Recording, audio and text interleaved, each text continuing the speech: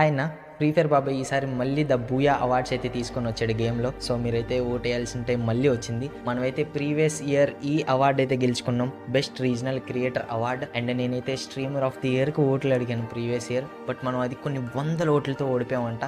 So ఈసారి మళ్ళీ గేమ్లో వచ్చింది. నాకు మళ్ళీ ఈసారన్న స్ట్రీమర్ ఆఫ్ ది ఇయర్ పక్కా గెలవని ఉంది బ్రో.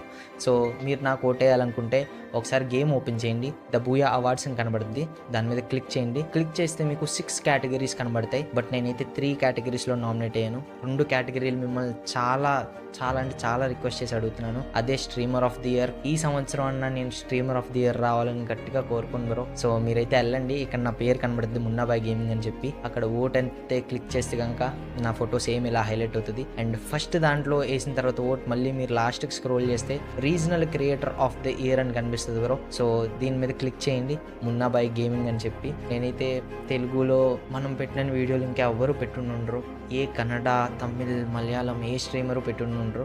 సో ప్లీజ్ దయచేసి నాకైతే ఓటైతే వేయండి అన్న.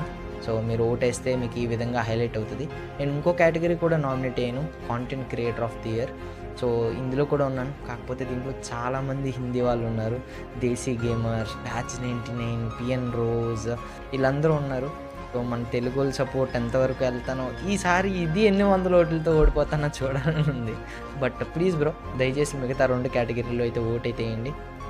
Thank you, love you all. ఈ రీల్ని చూడటమే కాదు, ప్లీజ్ గేమ్లోకి వెళ్ళి ఓట్ వేయండి. Love you, by.